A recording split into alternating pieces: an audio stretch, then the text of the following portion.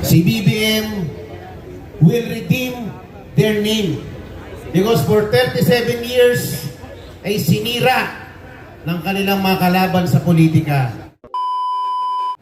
Sabi nila, never again. 37 years silang sinisira ng mga kalaban. So, sa ating paniniwala, siguro naman pagbubutihin ni Pangulong Bongbong ang kanyang pamumuno. 2022, lumipas ang 6 na taon. Nag-aantay ako. 2023, nakanganga pa rin ang mamamayang Pilipino. Ano na? President Bongbong. Nag-isip ako, baka naman naghahanda pa. Baka naman naghahanda pa ng kanyang pinaka matindi na launch at paglilinis ng kanyang pangalan. 2024. At ngayon 2025 na. Ano nangyari sa bansa natin? Masasabi nyo ba ng Pilipinas ay mas maganda ang kalagayan ngayon kaysa noon panahon ni Pangulong Rodrigo Duterte? Sa huling survey po, 61% ng mga Pilipino inaamin nila na sila po ay mas mahirap ngayon kaysa noon. Tatanungin ko kayo, mga kababayang Pilipino, kaya niyo pa bang tumagal ng 3 taon? Kaya niyo pa ba ng 3 taon na panibagong paghihirap?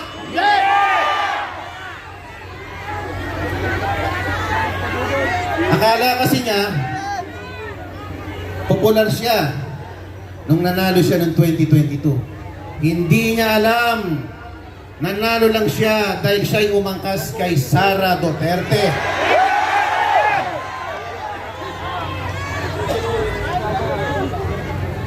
Hinihintay natin, ano bang gagawin niya sa bagong Pilipinas?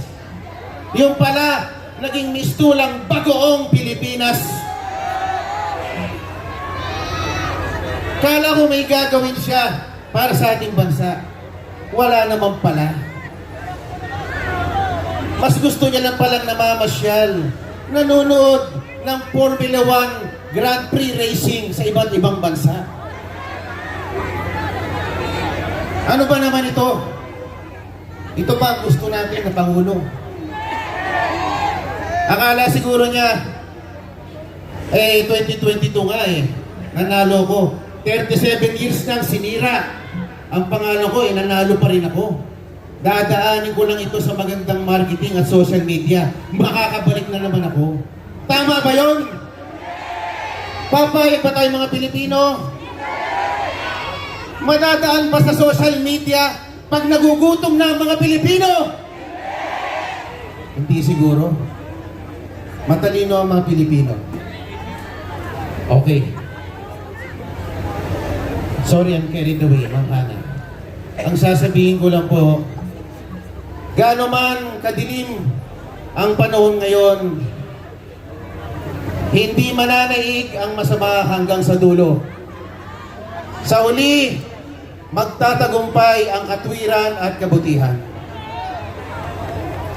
Maniniwala ba kayo na sa dulo ay lalaya din ang ating pinakamamahal na Pangulo ng bansa na si Pangulo Duterte? Ako po, hindi lang isang simpleng mamamayan. Nananawagan po sa mga kawani ng gobyerno, sa mga pulis na nagbabantay sa atin ngayon, at sa mga kasanduluhan ng Pilipinas.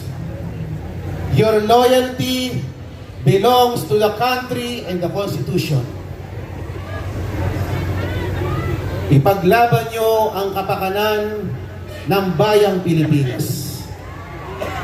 Itaguyod nyo ang kapakanan ng mamayang Pilipino. Magandang gabi po sa inyong lahat at maraming salamat po. Maraming salamat, Ginoong Paolo Marcoleta. Sa mga sandaling ito, isa pa sa mga supporter ni Tatay Digong ay mangungusap sa atin. Tawagin na natin si Binibining Kathy Binag.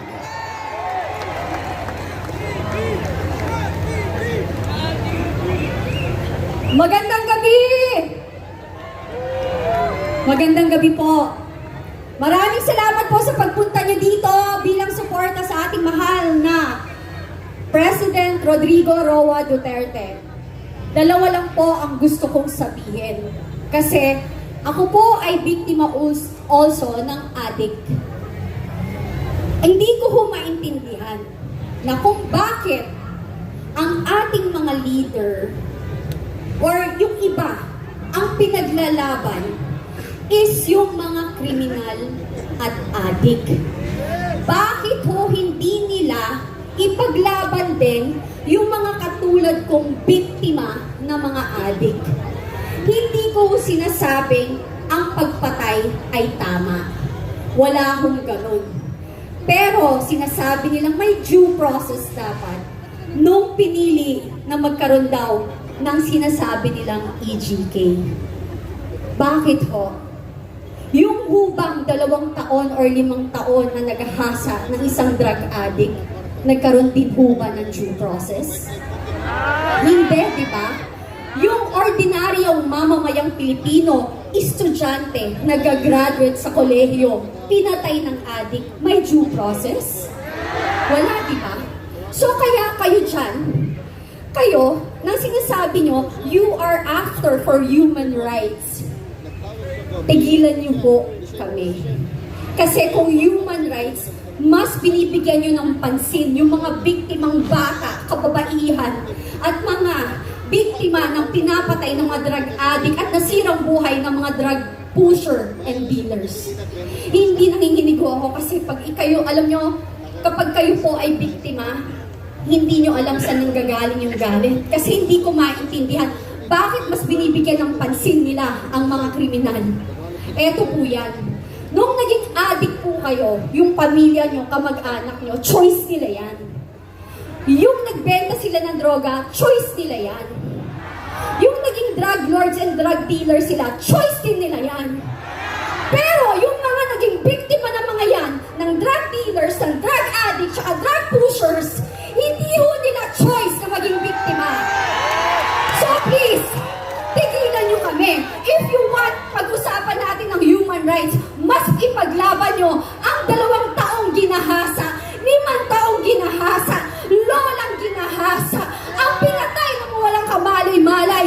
Yun ang ipaglaban nyo. Yun ang masakit. Kasi pinaglalaban nyo ang kriminal. Kaya pinaglalaban nyo mga walang kwenta. I'm sorry, hindi ako sorry, not sorry. Kasi napaka-peke. This is not about human rights. This is a political assassination. Kasi kung kampante kayo at talagang confident kayo na ang liderato nyo ay nasa tama at okay, hindi kayo manggigipit ng tao. Alam nyo, ang naaayon na mabuting leader ay hindi magkukos ng gulo. Ang leader na talagang ang malasakit is sa mamamayang Pilipino ay hindi magbibigay ng pasakit. Yun lang po. Maraming salamat. Maraming salamat, Binibining Kathy Binag. Talagang galit tayo sa mga addict at mga pusher, mga drug lord. Galit tayo sa kanila dahil sila nagpaparami sa mga bangag. Kaya yan ang nilabanan ni dating Pangulong Rodrigo Duterte. Sa mga sandaling ito, meron pong mag-aalay ng awitin sa atin. Tawagin natin si Ana Rivera.